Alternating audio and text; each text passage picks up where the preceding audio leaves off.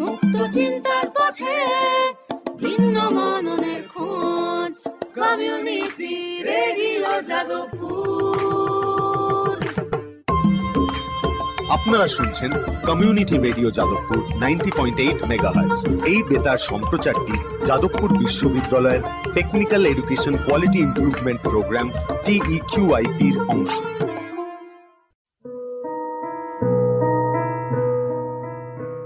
যাদবপুর বিশ্ববিদ্যালয় ও ইংল্যান্ডের স্যালফোর্ড বিশ্ববিদ্যালয়ের যৌথ উদ্যোগে আমাদের নতুন অনুষ্ঠান জিনের আলোয় দেখেছিলেন। এই অনুষ্ঠানে আপনারা শুনবেন আমাদের শরীরে জিন নিয়ে নানান তথ্য বিশ্লেষণ ও আলোচনা। জিন কি, কত রকমের, কিভাবে তারা কাজ করে, আমাদের দেহের জিনগত চরিত্র জানা কেন জরুরি, রোগ প্রতিরোধে তা কিভাবে সাহায্য করে, এ বিষয়ে দুনিয়ায় কি গবেষণা ও উদ্ভাবন হচ্ছে, জেনেটিক কাউন্সেলিং কখন দরকার হয়, এসব আলোচনা আপনারা শুনতে পাবেন অনেকগুলি পর্ব জুড়ে প্রতি সোমবার বেলা 3:30টায়। বিশেষ নজর থাকছে জিনবাহিত চোখের অসুখ গ্লকোমায়, যার কারণে আমাদের দেশে এই মুহূর্তে 1 কোটির উপর মানুষ অন্ধ বা অন্ধ হতে চলেছেন। আলোচনায় থাকছেন বিজ্ঞানী, অধ্যাপক, গবেষক, জেনেটিক কাউন্সেলর, চক্ষুরোগ বিশেষজ্ঞ, সমাজকর্মী, সর্বোপরি সেই সব মানুষ যারা গ্লকোমায় আক্রান্ত। শুনুন জিনের আলোয় দেখেছিলেন প্রতি সোমবার বেলা 3:30টায়। জানুন কোন সে জিন ভূতের মতো ভর করে আছে আমাদের শরীরে। ভূতের কথা জানলে যদি সাবধান হই বর্তমানে, লাভবান হই ভবিষ্যতে, ক্ষতি কি?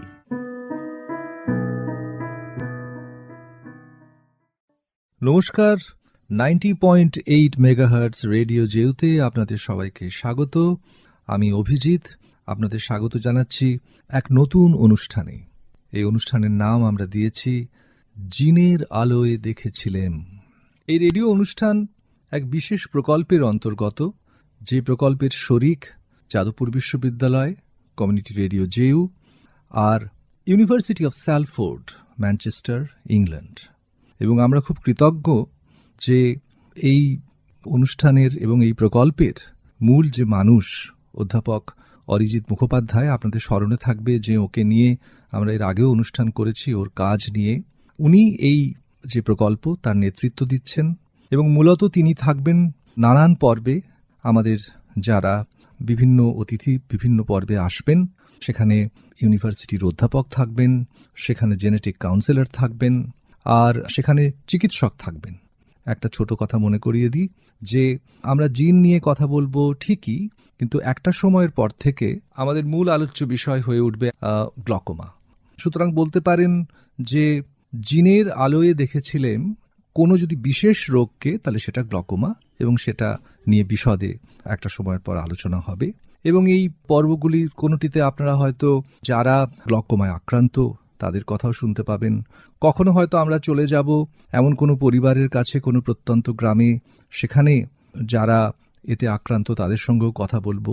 সব মিলিয়ে এই যে 11টা পর্ব হবে, আপনারা কিন্তু শুনতে ভুলবেন না। অনেক কিছু জানার আছে, শোনার আছে, সর্বোপরি আমাদের নিজেদের জীবন নিয়ে ভাবার আছে।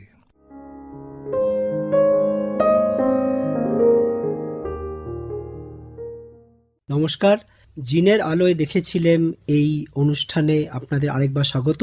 আমি ডক্টর অরিজিৎ মুখোপাধ্যায়, ইংল্যান্ডের স্যালফোর্ড ইউনিভার্সিটির অধ্যাপক।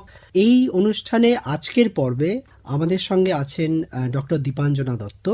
উনি একজন জেনেটিক কাউন্সেলর। অনেক ধন্যবাদ দীপাঞ্জনা। নমস্কার, আমাকে এই অনুষ্ঠানে ইনক্লুড করার জন্য অশেষ ধন্যবাদ। এইখানে আমি শ্রোতাদের জানিয়ে রাখি যে আমি আর দীপাঞ্জনা অ্যাকচুয়ালি একজন আরেকজনকে প্রায় 2 দশকের বেশি ধরে চিনি। আমরা ওভারল্যাপিং, এক্স্যাক্টলি এক সময় না হলেও ওভারল্যাপিং সময় পিএইচডি করেছি, কাজেই সেই অবধি জার্নিটা আমাদের সিমিলার।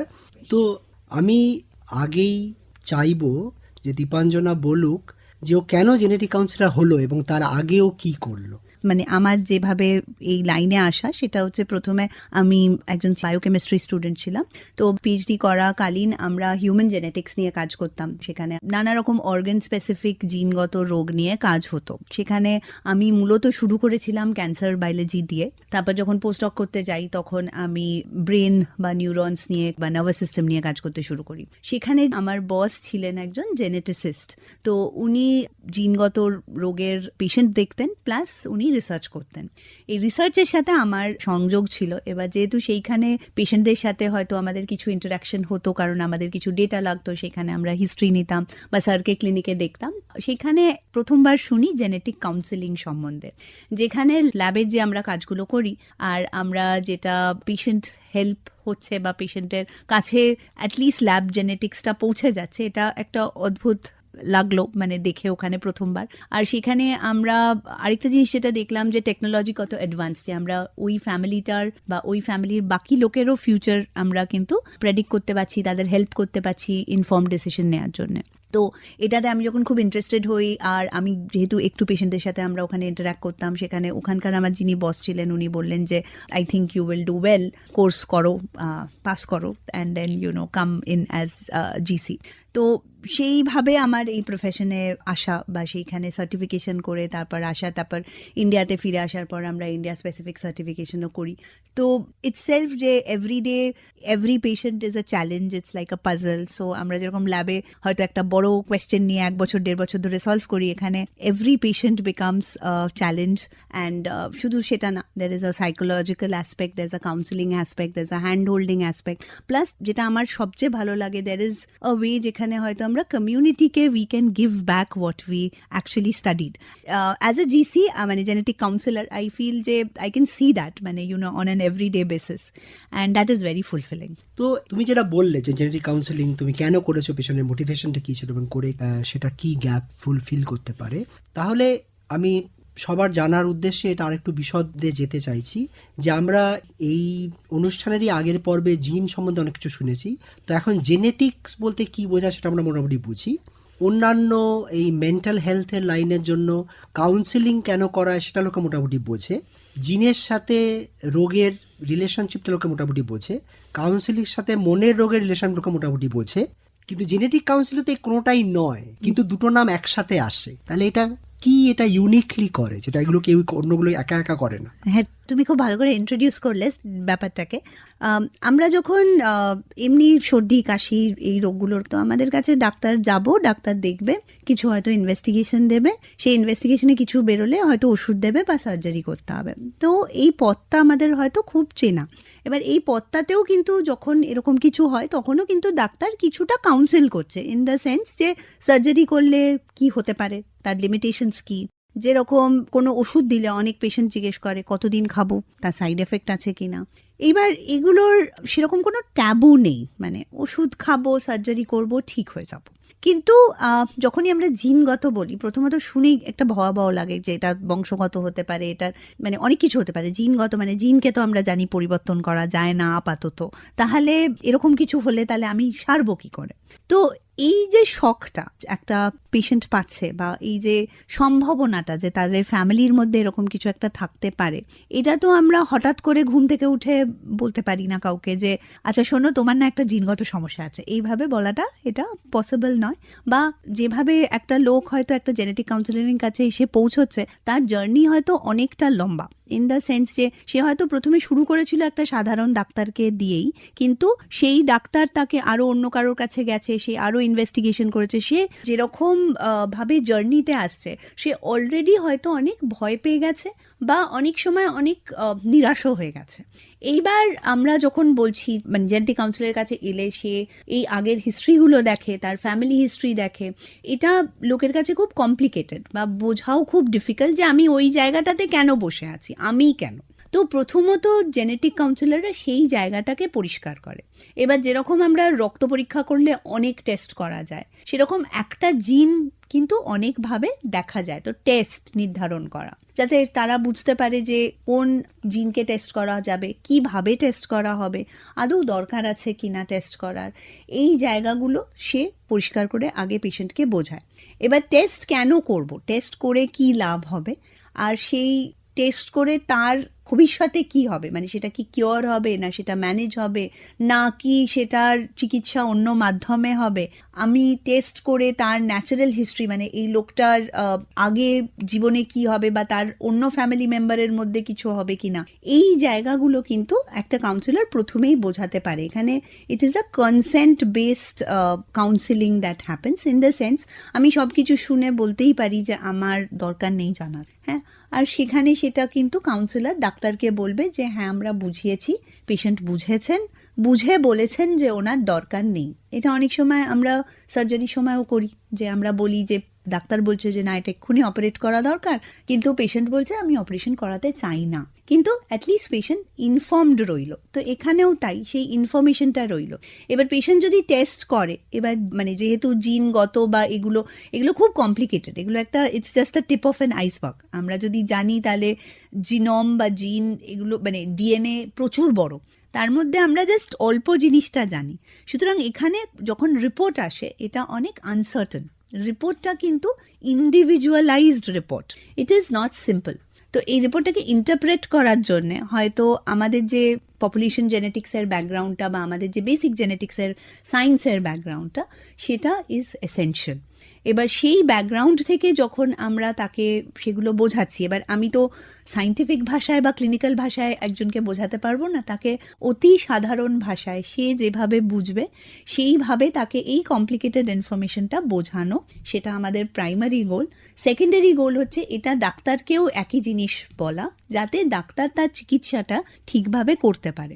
আর যখনই আমরা জিনগত সমস্যা বলছি, সেটা বংশগত হতেও পারে নাও হতে পারে, সেটার বেসিসে অন্য ফ্যামিলি মেম্বারদেরও কি আমরা বলবো কি বলবো না, বা তাদেরকেও আমরা কাউন্সিলিংয়ে আসতে বলবো কি বলবো না, সেটা আমাদের পেশেন্টের প্লাস ডাক্তারের কনসেন্ট নিয়ে এগোনো। তো এখানে বুঝতেই পারছেন যে তার মানে এটা একটা সেশনে অনেক সময় হয় না। অনেক সময় যদি কিছু বংশগত থাকে, তার বাচ্চা হবে, সে তখন সেই সংশয় থাকে যে আমার বাচ্চার এটা হতে পারে কিনা, বা তার হয়তো বাচ্চা হয়েও গেছে, তখন তার সেই সংশয় থাকে তাহলে এই বাচ্চার এটা আছে কিনা। কারণ জিনগত যদি ইভেন বংশগতও হয়, এরকম নয় যে সব বাচ্চার হবে, সেখানেও যদি আমরা দেখি খুব হাইয়েস্ট 25 থেকে 50% হতে পারে, বাকিটা তার হবে না। তো এই ধরনের এই যে এত আনসার্টেনটি, এটা তো আমরা একটা সেশনে 15 মিনিটের কনসাল্টে হয় না। তো পেশেন্ট বুঝতে টাইম লাগে, পেশেন্টের হ্যান্ড হোল্ডিং লাগে। তারপর আমরা বলছি জিনগত, আমরা বলছি যে এটা আমরা পাল্টাতে পারবো না, আমরা বলছি এটা নেক্সট জেনারেশনে যাবে, তাহলে এই লোকটা কি করবে? তাকে একটা পথ নির্দেশ দেয়া, ডাক্তাররাই হয়তো তাকে ম্যানেজ করবে বা ফলো আপ করবে। কিন্তু যদি এরকম কেউ থাকে যে বলে দিচ্ছে যে ভাই এটার পর এটা করতে হবে, এই একটা ডাক্তার হয়তো দেখবে না, 5টা ডাক্তার দেখবে। আমরা যদি এটা, যেহেতু আমাদের প্রোগ্রামটার নাম চোখ, আমরা যদি চোখের সেন্সেই বলি, অনেক সময় চোখের ক্ষেত্রে হয়ে যায় যে চোখ একটা পার্ট, আমার এখানে হার্ট, কিডনি, বাকি জিনিস ইনভলভড আছে, বা চোখের ডাক্তার দেখছে কিন্তু আমার ভিশন থেরাপিতে যেতে হবে। পেশেন্ট জিজ্ঞেস করতেই পারে যে আমি ভিশন থেরাপিতে কেন যাব, আমার তো ভিশন নেই, তাহলে লো ভিশন থেরাপি কেন করব? এই যে প্রশ্নগুলো, এই প্রশ্নগুলো অনেক সময় একটা ডাক্তারের 15 মিনিটের সেশনে পূর্ণ হতে পারে না। সেই প্রশ্নগুলোর জন্যেই কাউন্সিলিং, আর সেই জন্যেই এটা এক হচ্ছে ল্যাব সায়েন্সটাকে পেশেন্টের কাছে আনা, তাই জন্য সেইখানে জেনেটিক্সের রোলটা, আর কাউন্সিলিং হচ্ছে এই যে এই অনিশ্চয়তাটা প্রত্যেকটা স্টেপে, কি টেস্ট করব, আদৌ আমার টেস্ট দরকার আছে কিনা, টেস্ট করে কি হবে, টেস্ট করে রিপোর্টটা কি এলো, রিপোর্টের পরে আমার হ্যান্ড হোল্ডিংটা কি, আমার ম্যানেজমেন্টটা কি, এই পুরো জিনিসটা মিলিয়ে, প্লাস এখন এরকম কমিউনিটি তৈরি করা যেখানে পেশেন্টকে সাপোর্ট করতে পারবে, এই পুরোটা জেনেটিক কাউন্সিলিংয়ের পরিধির মধ্যে পড়ে। আপনারা শুনছেন জিনের আলোয় দেখেছিলেন, প্রতি সোমবার বেলা 3:30। কোন সে জিন ভূতের মতো ভর করে আছে আমাদের শরীরে? ভূতের কথা জানলে যদি সাবধান হই বর্তমানে, লাভবান হই ভবিষ্যতে, ক্ষতি কি?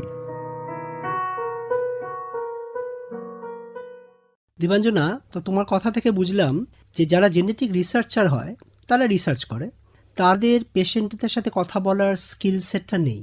যারা ডাক্তার তাদের স্কিল সেটটা অবশ্যই আছে, কিন্তু মেবি তাদের কোথাও জেনেটিক্সের নলেজটা নেই অতটা ডেপথে, আর অনেক সময় নেই ওই সময়টা দেওয়ার মতো। তো এইটা জেনেটিক কাউন্সিলররা ব্রিজ করে। কিন্তু আরেকটা প্রফেশনের কথা আমরা শুনি, যেটাকে বলে ক্লিনিক্যাল জেনেটিসিস্ট। তো ক্লিনিক্যাল জেনেটিসিস্ট আর জেনেটিক কাউন্সিলর কি সিনোনিমাস? না, ওনারা একেবারেই সিনোনিমাস না। সো জেনেটিক কাউন্সিলরদের ব্যাকগ্রাউন্ড নর্মালি উড বি যে তারা বেসিক সায়েন্সে জেনেটিক্স করেছেন, তাদের কাউন্সিলিং বা সাইকোলজিক্যাল স্কিলস আছে, তারা সেটাও পড়েছেন। প্লাস এখানে আরেকটা জিনিস যেটা বলা উচিত, তাদের কিন্তু একটা ক্লিনিক্যাল ইন্টার্নশিপের এক্সপিরিয়েন্স আছে। এখানে ইট ইজ জাস্ট নট জেনেটিক্সের knowledge and it's just not কাউন্সিলিংয়ের নলেজ, এখানে কিন্তু আমাদের কিছু ক্লিনিক্যাল ইন্টারপ্রিটেশনও শেখানো হয়। অবভিয়াসলি আমরা ডাক্তার হয়ে যাই না, কিন্তু আমাদের অ্যাটলিস্ট পেশেন্টকেও বোঝানোর জন্যে যে কি তাদের রিপোর্টসগুলো বা আমাদের কোরিলেট করার জন্য যে জেনেটিক্যালি আমরা কি দেখতে পাচ্ছি, আমাদের কিন্তু সেই ক্লিনিক্যাল ফিজিওলজির নলেজটাও থাকা প্রয়োজন। আচ্ছা, এবার সিমিলারলি যারা ডাক্তার হন তারাও এই প্রফেশনে আসতে পারেন, সেখানে ডিএম জেনেটিক্স করা যায়। যারা ডিএম জেনেটিক্স ওনারা নর্মালি গাইনোকোলজিস্ট বা পিডিয়াট্রিশিয়ান হন। তো বেসিক্যালি ওনারা আইদার একটা কোনো ব্রাঞ্চ থেকে আসছেন, যেটা নর্মালি পিডিয়াট্রিক্স বা গাইনোকোলজি হতে পারে। ওনাদের পরিধিটা আমাদের থেকে একটু বেশি। পেশেন্টকে অবভিয়াসলি কিছু লোক আছেন এনাদের মধ্যে যারা খুব ভালোভাবেই কিন্তু জেনেটিক্সেও ট্রেন্ড, মানে তাদের ওয়েট ল্যাব এক্সপিরিয়েন্স আমাদের মতনই আছে। কিন্তু যেরকম আমরা জেনেটিক্সটা বেশি পড়েছি আর ক্লিনিক্সটা কম পড়েছি, ওনাদেরও এক্স্যাক্টলি তাই। ওনারা ফিজিওলজি বা মানুষকে বেশি পড়েছেন আর জেনেটিক্সটা ওনারা কম পড়েছেন, কিন্তু ওনারা অবভিয়াসলি পুরো ব্যাপারটাই জানেন। আর অনেকে কিন্তু এটা ল্যাবে নিজেরা অ্যাজ এ ল্যাব সায়েন্টিস্টও প্র্যাকটিস করেন। তার মানে ক্লিনিক্যাল জেনেটিক্সরা ডাক্তার? ক্লিনিক্যাল জেনেটিস্টরা অ্যাবসলিউটলি ডাক্তার। যদি বলি যে কে কি করতে পারে, তাহলে অবভিয়াসলি পেশেন্টের সাথে দুজনেই কথা বলতে পারেন, পেশেন্টকে গাইড দুজনেই করতে পারেন, জেনেটিক টেস্ট রেকমেন্ড দুজনেই করতে পারেন। কিন্তু ধরুন আমার একটা ওষুধ রেকমেন্ডেশনের প্রয়োজন হচ্ছে, স্পেশালি এগুলো পিডিয়াট্রিক কেসে। এই ওষুধের রেকমেন্ডেশনটা অবভিয়াসলি জেনেটিক কাউন্সিলররা ডাক্তার নয়, তারা অবভিয়াসলি সেটা রেকমেন্ড করতে পারবে না। নর্মালি একটা জেনেটিক কাউন্সিলর কি করবে, যে সে সেটা প্রাইমারি ডাক্তারকে বলে দেবে যে এইটা প্রেসক্রিপশন মেডিসিন আছে, তো আপনাকে এই প্রেসক্রিপশন মেডিসিনটা দেওয়ার কথা। আমি এটা একটা এক্সাম্পল দিয়ে বলবো। ধরো এপিলেপসির একটা ব্যাপার আছে, এপিলেপসি আমি দেখতে পাচ্ছি এটা একটা পার্টিকুলার জিন আছে যেটা আমার একটা পার্টিকুলার মেডিসিনে রেসপন্ড করবে। আমি অবভিয়াসলি সেটা লিখতে পারবো না, কিন্তু যদি আমি এটা নিউরোলজিস্ট স্যারকে বলে দিই, যেরকমভাবে আমরা কাজ করি, তাহলে নিউরোলজিস্ট উনি এটা পেশেন্টকে প্রেসক্রাইব করে দেবেন।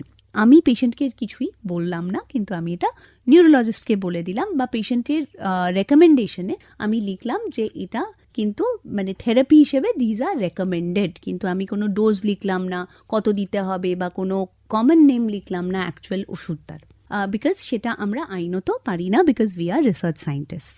সেটাই একজন যদি পিডিয়াট্রিক্স থেকে যিনি করেছেন বা গাইনোকোলজিস্ট থেকে যিনি করেছেন, তার এই ক্যাপাসিটিটা আছে এই জিনিসগুলো লেখার। সেকেন্ড আরেকটা হচ্ছে, অনেক সময় আমাদের পেশেন্টকে ফিজিক্যালি ইভ্যালুয়েট করার থাকে। সব কিছুই যে আমরা জেনেটিক টেস্টিংয়ে পেয়ে যাই সেটা কিন্তু নয়। ধরো আমি সাসপেক্ট করছি যে এই বাচ্চাটার হার্টের অসুবিধা আছে, তাহলে আমি অ্যাজ এ জেনেটিক কাউন্সিলর আমাকে একজন পিডিয়াট্রিশিয়ানের কাছে পাঠাতে হবে, বা আমাকে একজন মানে কার্ডিওলজিস্টের কাছে পাঠাতে হবে। কিন্তু সেখানে সেই ডাক্তারও হয়তো যে ডিএম, ওনাকেও হয়তো কার্ডিওলজিস্টের কাছে পাঠাতে হবে, কিন্তু উনি প্রাইমারি একটা হয়তো চেক করে নিলেন যে হ্যাঁ আমি দেখতে পাচ্ছি, তো ওনার নোটটা হয়তো হবে যে আমি মারমার শুনতে পাচ্ছি তাই আমি রেফার করছি, আমারটা হয়তো হবে যে আমি সাসপিশন করছি কারণ এই জিনটাতে হার্টের অসুবিধা হয় তাই আমি পাঠাচ্ছি। So this is the basic difference. আরেকটা জিনিস যেটা আছে, যে ধরুন আমি পেশেন্ট ভর্তি করছি, এটা আমাদের দেশে রেলেভেন্ট নয়, কারণ অনেক সময় মেডিসিনস আর ভেরি কস্টলি, আর আমাদের এখানে মেডিসিনস সেভাবে পাওয়া যায় না। কিন্তু ধরো আমাকে পেশেন্ট ভর্তি করতে হবে বা আমাকে পেশেন্ট ট্রিট করতে হবে, সেই ক্ষেত্রগুলোতে obviously I will need a doctor to do it. আচ্ছা, বিরতির আগেও এইটার প্রসঙ্গে বলেছো, কিন্তু এইটার প্রসঙ্গে আবার সেটাকে আমি ফিরিয়ে আনি। তুমি বলেছিলে যে ইনফর্মড কনসেন্ট করে ঘরে জেনেটিক কাউন্সিলররা, তো এটাকে আমি আর একটু ভেঙে বুঝতে চাই। আমরা যখন ডাক্তারের কাছে যাই, ডাক্তার তো জিজ্ঞেস করে না যে তুমি এই ওষুধটা খাবে কি, সে আমার সমস্যাটা শুনে কিছু হয়তো টেস্ট করতে বলে, তারপর প্রেসক্রিপশন লিখে দেয়।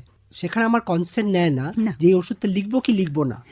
বা সার্জারির সময় কখনো কোনো কনসেন্ট নেয়, তাও বেশিরভাগ সময় নেয় না, বলে এই সার্জারিটা আপনার করা দরকার। হ্যাঁ, তো জেনেটিক কাউন্সিলর কি এরকম এই টেস্টটা আপনি করে আনুন এরকম বলে, নাকি প্রসেসটা ডিফারেন্ট?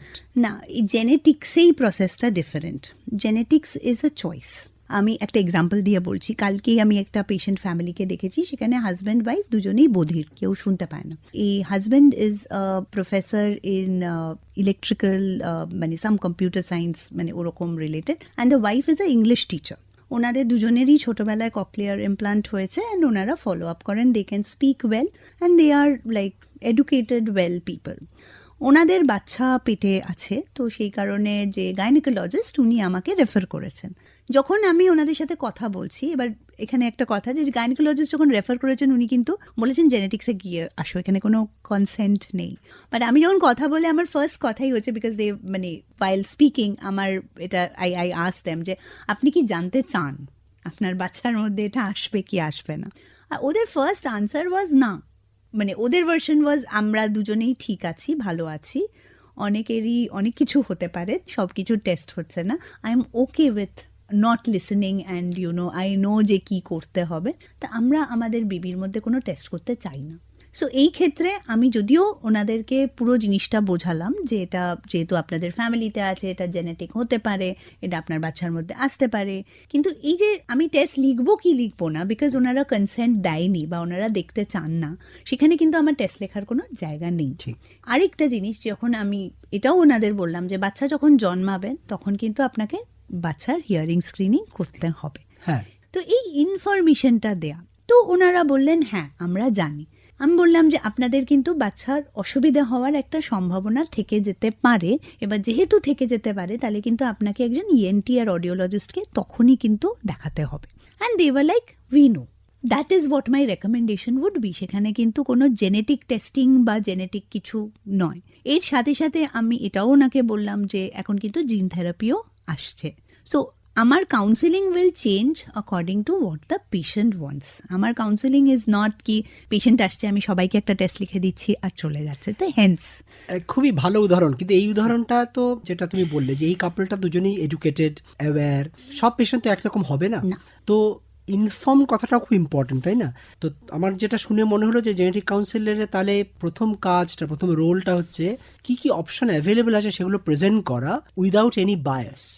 শুধু বায়াস না, উইদাউট অলসো জাজিং দ্য পেশেন্ট। এইটা আমাদের ইন্ডিয়াতে বিকামস ভেরি ডিফিকাল্ট, বিকজ আমরা অনেক সময় ভাবি যে পেশেন্ট সামনে বসে আছে, এই পার্টিকুলার সোসাইটি থেকে আসছে, তাহলে এগুলো বলার দরকার নেই। হ্যাঁ, এটা কিন্তু অনেক সময় মানে ক্লিনিকেই বায়াসটা হয়ে থাকে অনেক ডাক্তারদের, বাট জেনেটিক কাউন্সিলরদের সেই বায়াসটা নেই।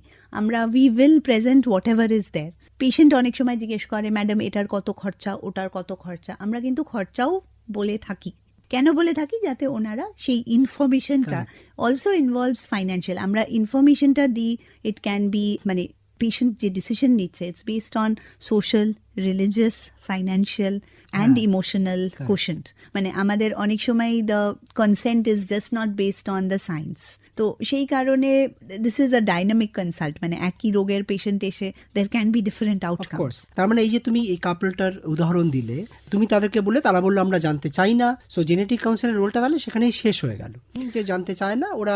আমি বলবো না শেষ হয়ে গেল, কারণ আমরা যেহেতু বললাম যে ওর মানে অডিওলজি ইভ্যালুয়েশন লাগবে, তারা হয়তো ওই পয়েন্টে জানতে চায় না। তো we always keep the conversation flowing and we say বাচ্চা হলেও কিন্তু আপনি জানতে পারেন কারণ আমাদের জিন থেরাপি আসছে। প্লাস এখানে আরো কয়েকটা জিনিস, মানে যেরকম আমি ওনাদের বললাম যে আমি কিন্তু জিন জানলেই যে আমার বাচ্চাকে ডমিনেট করতে হবে তার নয়। আমি জিন জানলে আমি কিন্তু বাচ্চার ককলিয়ার ইমপ্লান্ট কখন করব, কতদিন ওয়েট করে করব, ককলিয়ার ইমপ্লান্টের কি টাইপের প্রোব হবে, এগুলোও কিন্তু আমি জিন দ্বারা বুঝতে পারি। আপনারা হয়তো প্রিনেটাল করার দরকার নেই, কিন্তু পোস্টনেটাল করলে কিন্তু এগুলো আপনি আনসার করতে পারবো, যেটা হয়তো আপনাদের সময় যখন আপনাদের ককলিয়ার ইমপ্লান্ট হয়েছে এই ইনফরমেশনগুলো তখন হয়তো পাননি। এখন কিন্তু আমরা বেটার কেয়ার দিতে পারবো। তার মানে জেনেটিক কাউন্সিলিং মানে ইনফর্ম শুধু পেশেন্টকে করবে না, ইনফর্ম ডাক্তারকেও করবে। হ্যাঁ, the management also is guided by genes. তো এবার খরচে আসি।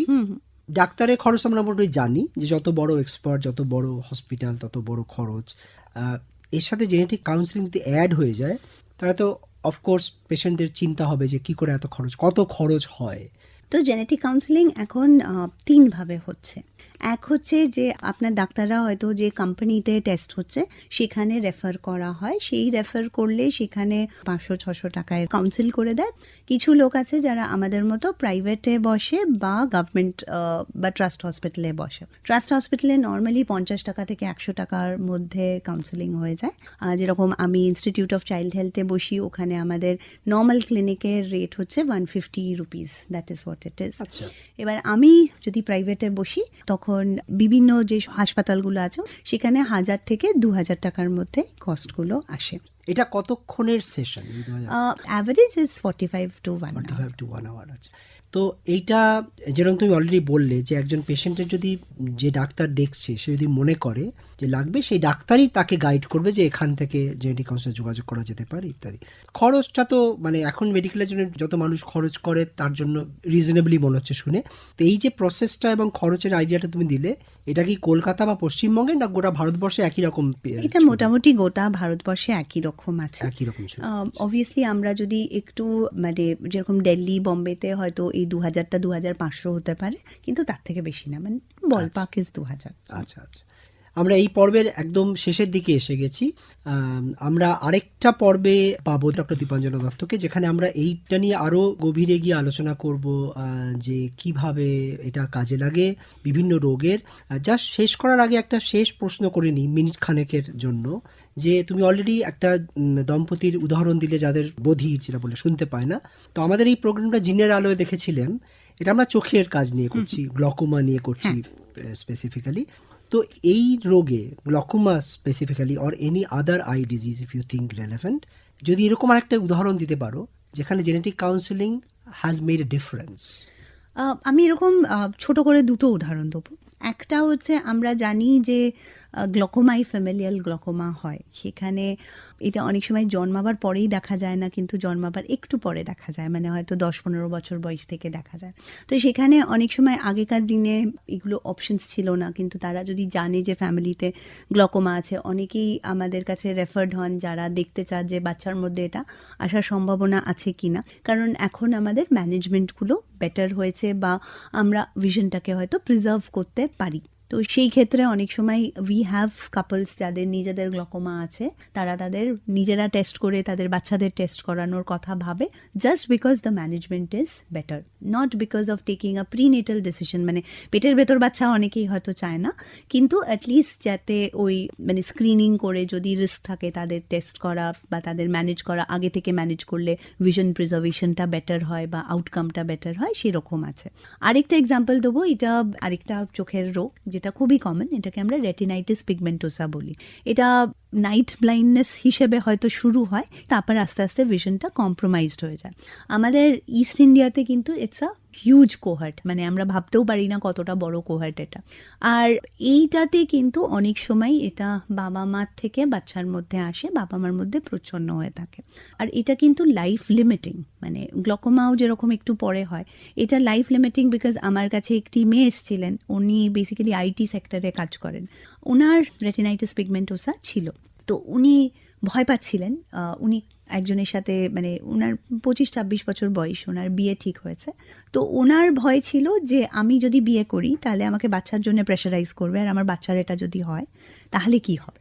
তো এখানে কিছুটা একটা মিস ইনফরমেশনও যে হয়তো সব বাচ্চা এফেক্টেড হবে বা আমার আছে বা নেই বাচ্চার হবে। তো উনি আসেন ওনার হবু ফিয়ান্সের সাথে, তো ফিয়ান্সেও খুব কনসার্ন যে হ্যাঁ মানে আমাকে তো বাবা মাকেও বলতে হবে এই কন্ডিশনটা, এই সেই, যদি আমার বাচ্চার ভবিষ্যতের কি হবে এই সেই।